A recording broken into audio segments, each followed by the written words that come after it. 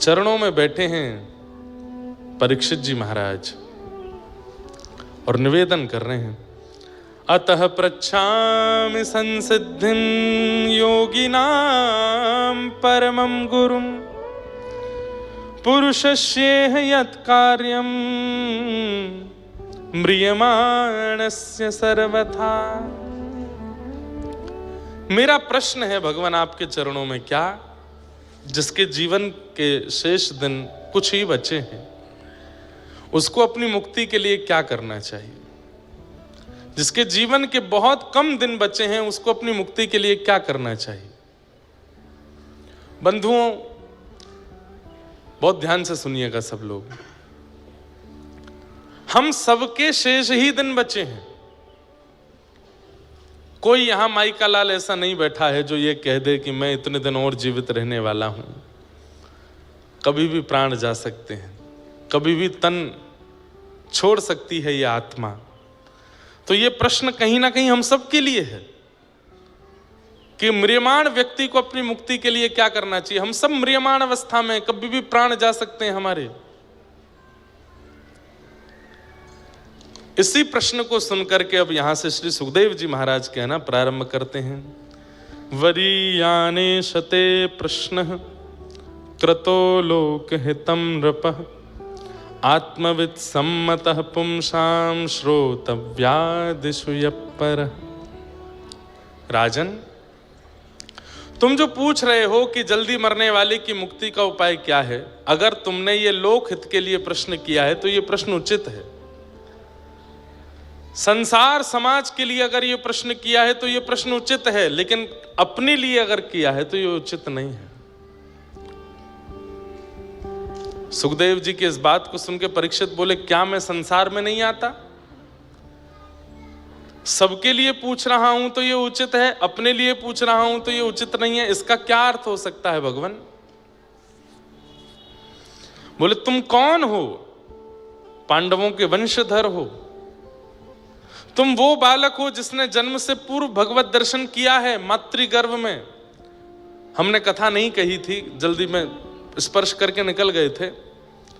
उत्तरा के गर्भ में जब तुम विराजमान थे उस समय अश्वत्थामा ने तुम्हारी हत्या करने के लिए ब्रह्मास्त्र छोड़ा था, तब ठाकुर जी ने गर्भ में जाके तुम्हारी रक्षा की। तुम वो बालक हो जिसने जन्म बाद में लिया है, भगवान का दर्शन गर्भ में पहले किया है। तुम पांडवों के वंशधर हो। इतनी सब योग्यताएं होने के बाद भी तुम ये पूछ रहे हो कि जल्दी मरने वाली की मुक्ति का उपाय क्या है? अरे तुम्हें मुक्ति वैसे ही मिल जानी है। भगवत साक्षात्कार जिसने भी अपने जीवन में किया है, कभी ना कभी उसे मुक्ति मिलनी ही मिलनी है। तुमने किया है, तुम्हारी मातृगर्भ में ठाकुर जी आए हैं, तो तुम्हें तो मुक्ति मिली हुई ही है। तुम ये कहो कि मुक्ति के लिए मैं क्या करूं, तो ये प्रश्न तुम्हारे लिए उचित नहीं है।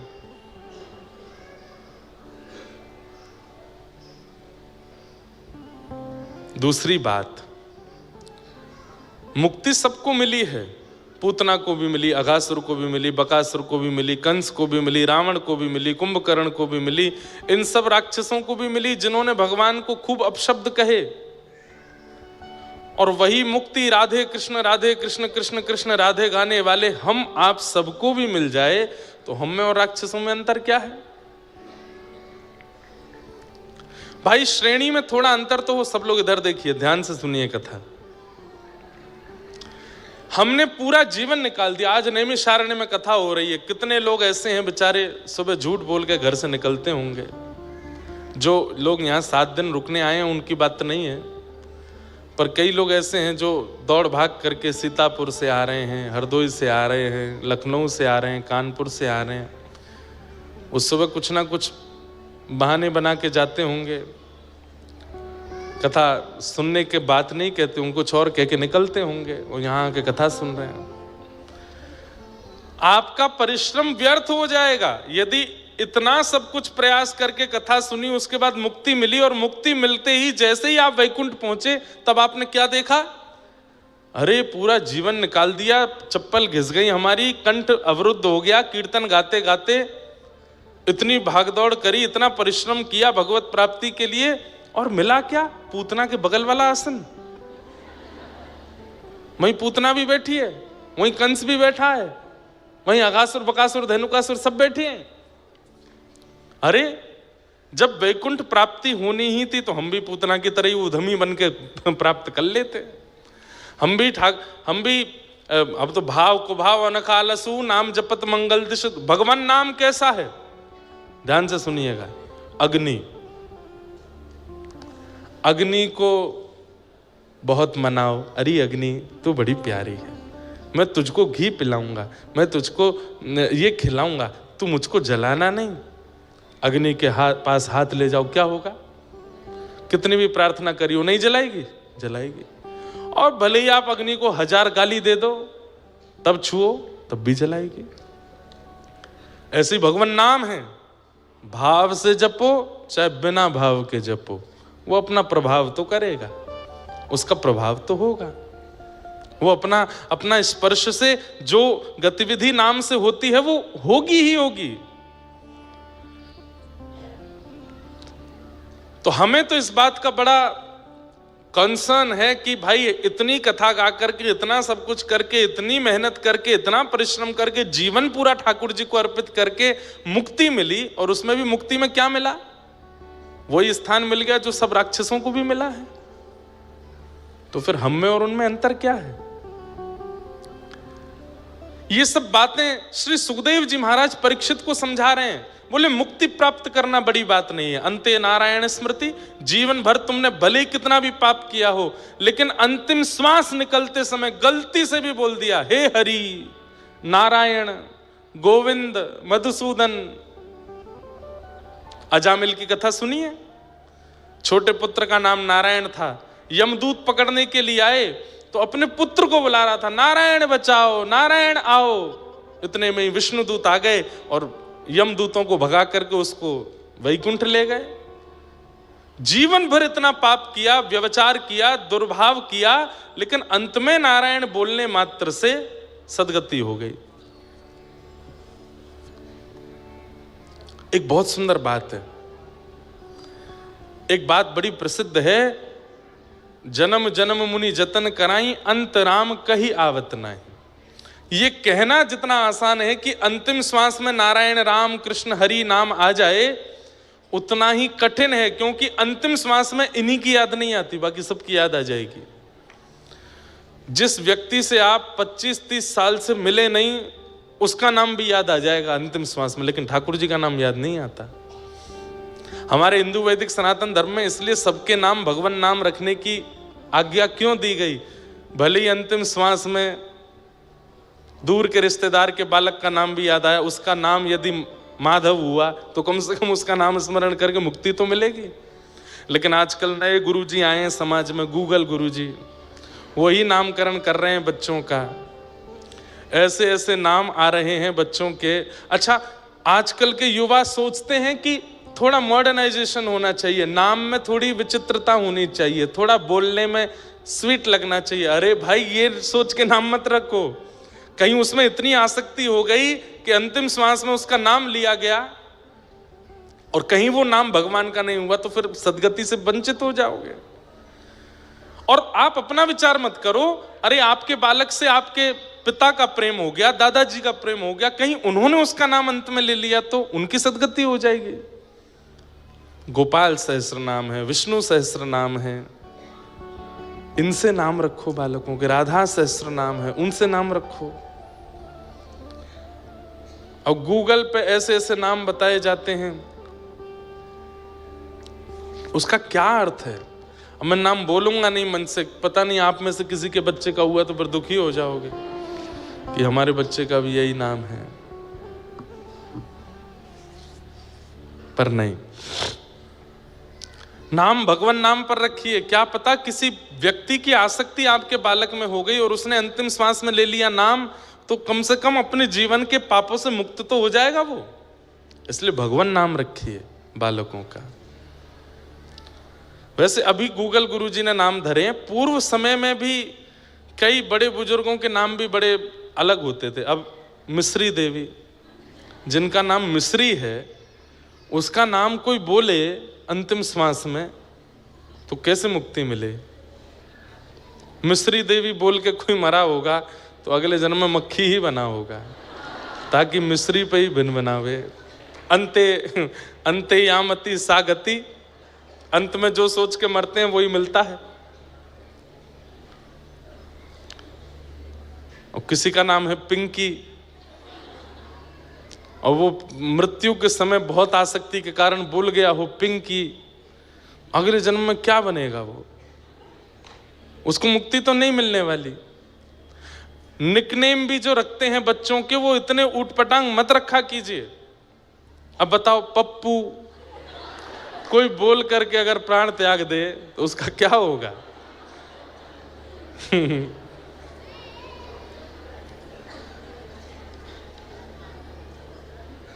बहुत ऊंची बात है।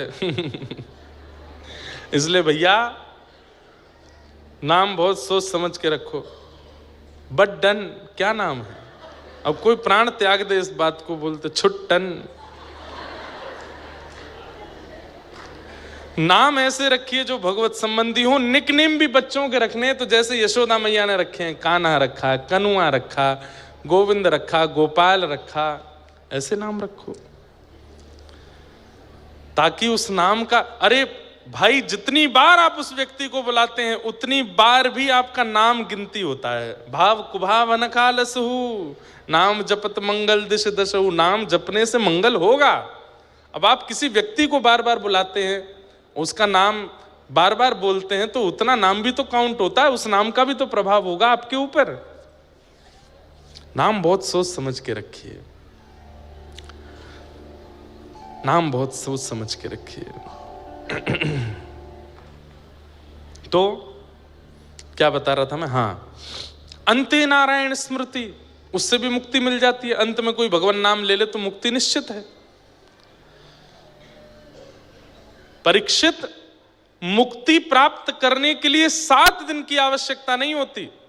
तुम कभी यह विचार नहीं करोगे कि एक ब्राह्मण बालक ने तुमको 7 दिन में मरने का श्राप क्यों दिया? उसने ऐसा क्यों नहीं किया कि उसने तुरंत हाथ में जल लेकर के कह दिया हो अभी अगले 7 मिनट में तक्षक सर्प डस दे और मृत्यु हो जाए राजा परीक्षित की। उसने 7 दिन क्यों दिए तुमको? कभी विचार नहीं करोगे इस बात का? ये सारी कड़ियां जुड़ी हुई हैं राजा परीक्षित। भगवान किसी के प्राणों की रक्षा कर रहे हैं, इसका मतलब ठाकुर जी उससे उम्मीद रखते हैं। ऐसे ही किसी को जीवित नहीं रखा जाता पृथ्वी पर। हर दिन मृत्यु तांडव करती है, हर दिन हर क्षण एक व्यक्ति 2 व्यक्ति मरते हैं, हर सेकंड में 2 लोगों की मृत्यु हो रही है।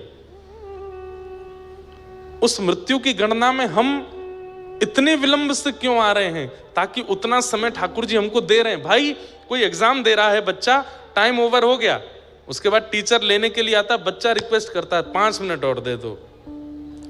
टीचर अगर दे देता है इसका मतलब वो टीचर चाहता है कि तुम पास हो जाओ, तुम अच्छा कर लो, तुम अपने इस क्लास को निकाल के आगे पहुंच जाओ। हम सब वही बच्चे हैं जिनको ठाकुर जी ने समय दे दिया है। हम सब वही बालक हैं कि ठाकुर जी, हमने कह दिया ठाकुर जी बस 50 साल और ठाकुर जी कह रहे हैं दे रहा हूं, अब तू निकल के दिखा इससे। लेकिन उस 50 साल में भी वही विषय भोग विलास, उल्टे सीधे सारे छल कर्म। अरे हम पूर्व के किए हुए कर्मों का हिसाब बराबर करने आए हैं इस जन्म में। पूर्व का तो हिसाब बराबर किया नहीं, इस साल का नया हिसाब बना लेते हैं। तब क्रोध में भर करके ठाकुर जी फिर हमको 84 लाख में नचाते हैं। तेने मांगा था मुझसे, अब वही टीचर, उससे बच्चे ने कहा 15 मिनट और दे दीजिए मैम, मैं अभी सारे क्वेश्चन कर दूंगा, जल्दी जल्दी कर, जल्दी कर।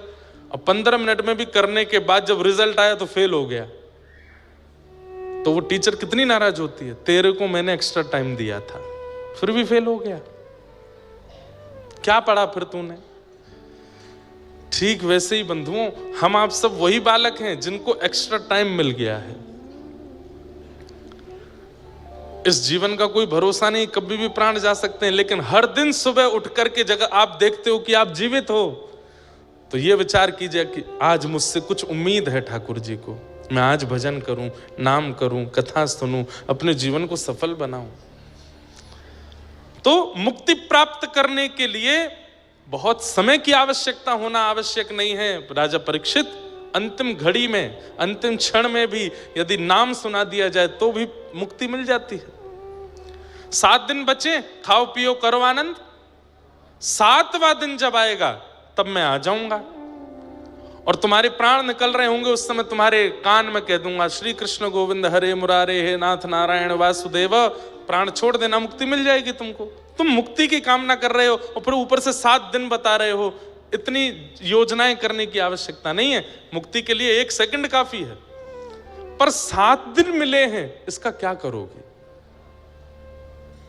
राजा परीक्षित बोले, मैं चरणों में प्रणाम करके कहता हूं, मुझे बताइए मैं क्या करूं। बोले, राजन, मुक्ति एक क्षण में मिलती है, भक्ति प्राप्त करने में थोड़ा समय लगता है। तुम याचना करो कि 7 दिन में तुम भक्ति सुनो और भक्ति सुन के भक्त बन जाओ, भक्त बन जाओ।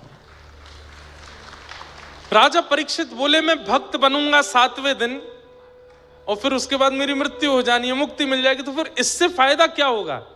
बोले, बहुत बड़ा फायदा है। बोले, क्यों? मुक्ति का मतलब मृत्यु के बाद भगवान का दर्शन और भक्ति का मतलब जीते जी भगवान का दर्शन।